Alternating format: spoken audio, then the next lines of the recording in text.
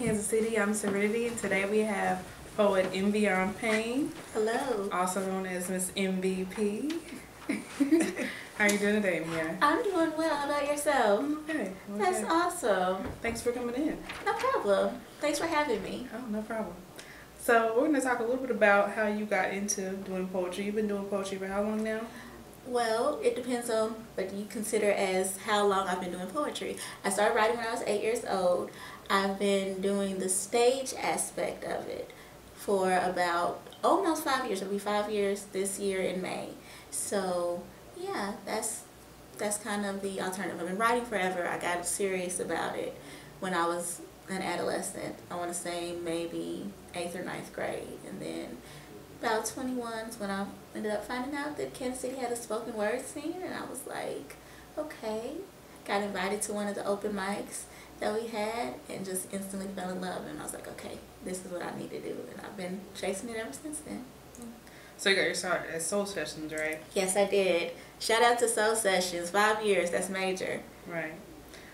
So tell us a little bit about who influences you with poetry. Like, who are your inspirations? Oh my, that is a very difficult question. I hate to even answer it because I don't want to be remiss and forget anybody by naming names, but I'll definitely say I'm very influenced by poets who are confessional. I'd like to say that I subscribe to the neo-confessional brand of poetry, and that's something I just made up, so I trademarked that. I was about to explain what that means exactly. A confessional poet is a poet who writes from their life, their own experiences, and that's where the bulk of my poetry comes from. So for me to say a neo-confessional, that just means modern day, because those poets were around like the 50s and the 60s, and that's where they wrote these poems, and it was really revolutionary because at the time poetry was just really pretty. It wasn't, people weren't really delving into their psyches and talking about the things that weren't so beautiful and weren't so good about their lives. And I write from that same place, just a very honest, vulnerable place. So I like to say that I'm a confessional poet, but just in this new modern era. Okay. So, what projects are you working on right now? I know you have a open mic that you're getting ready to do. Yes. I'm starting this. Okay, let me do the commercial. Do the shameless plug. Right, shameless plug. So this March 11th, it's going to be a Wednesday, 2015. We are starting a new open mic, and it is called For Love and Words, #F.L.A.W. And it is an open mic open to all talent. So if you're a singer, if you're a musician, comedian, rapper, freestyler, poet, I mean anything. If you juggle, you know, we have a space on our stage for you.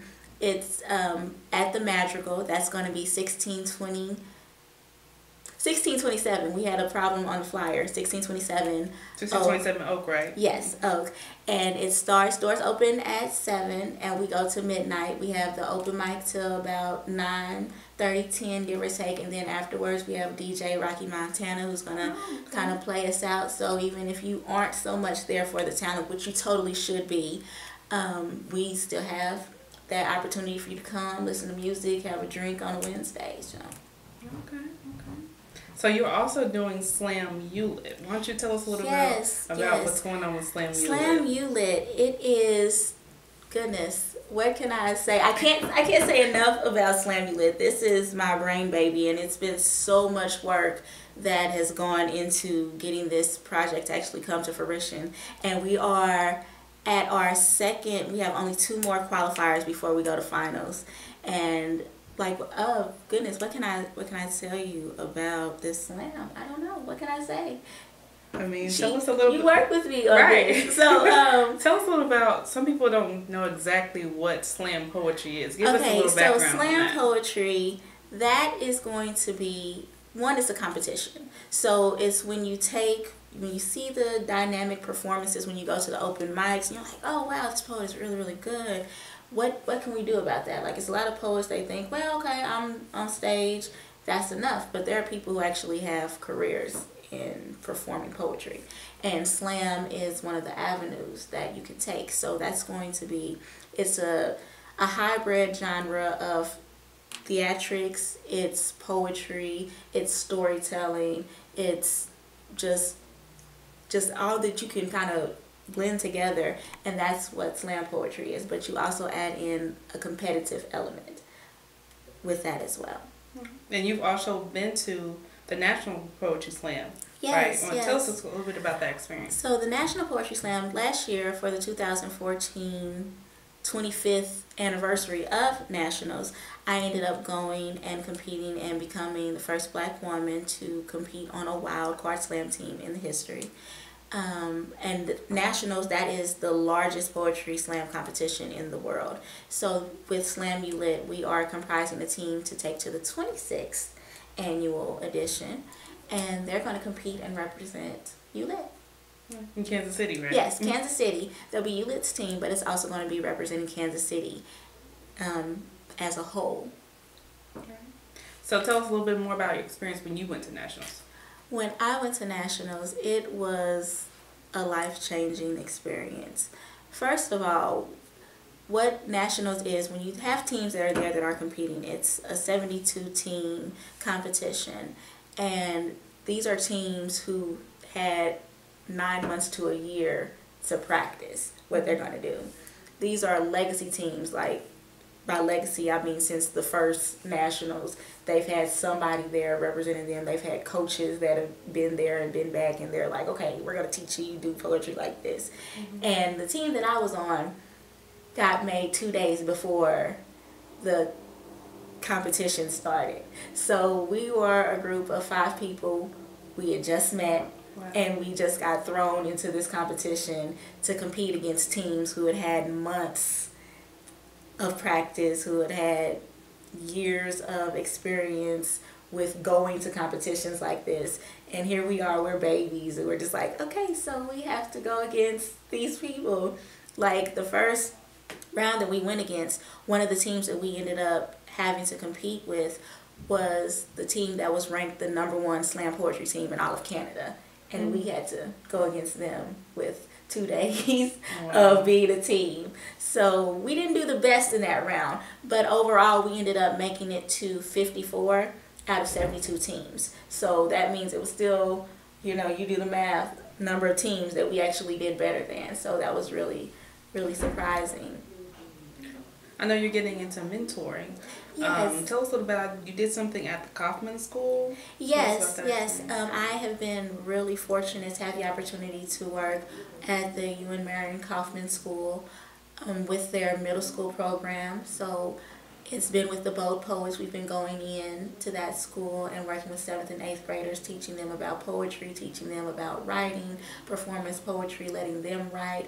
And we're actually going to be going back to see if what they've learned. So this Friday coming up, we'll be there and we'll get to watch them perform. Like, we performed for them, we've taught them. Now we're going to see if, you know, it left enough of an imprint to see who's going to be the next, you know, poet. So.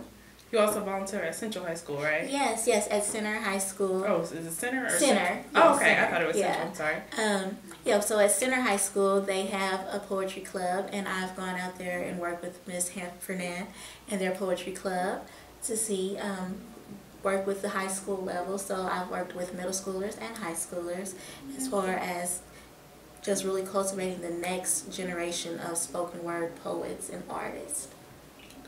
So you feel like poetry is your purpose in life? Like, what is that what you're supposed to do? I think it's a part of it. If it's not the whole thing, it's definitely a part, at least for right now. So how would somebody get in contact with you? And then also give us another breakdown. You have so much stuff going on. Right. So you got the open mic, you got slamuLIT, your mentor. Like, tell us, give us a synopsis of all the things you're involved with and how somebody can get in contact with you. Alrighty. So for all that I am involved with, it's just like you go down the days of the week. Right. So for me, I am a slam master, and what that means is I am the poetry coach of slamuLIT. That is ULIT, for those of you who are familiar with ULIT. That is our slam team alternative. What we are doing is hosting slams.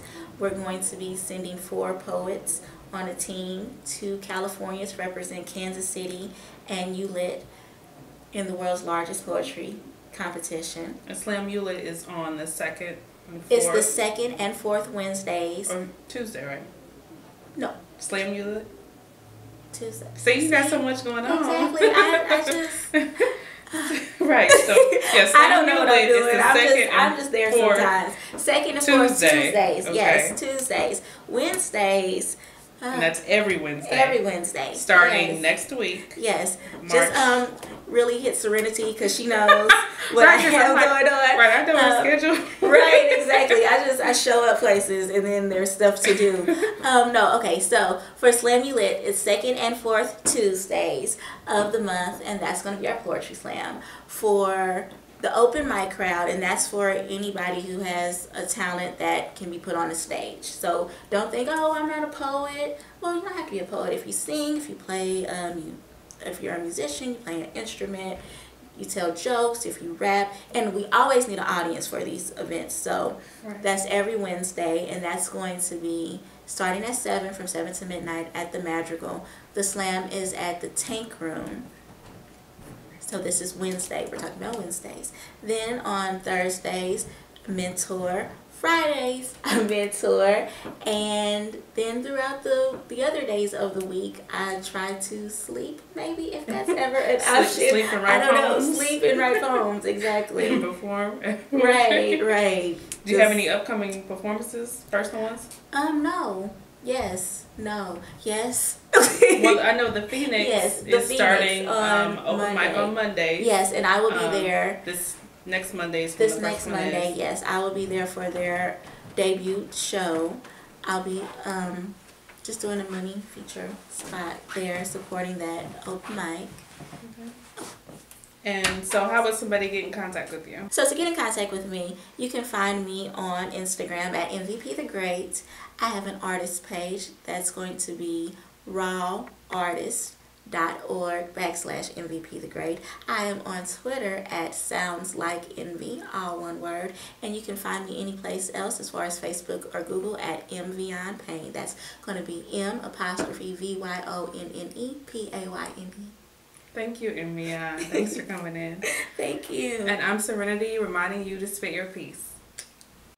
CMG wants you to always remember, the victory we call success goes to the best prepared. When you invest in your community, you're really just investing in yourself. Thanks.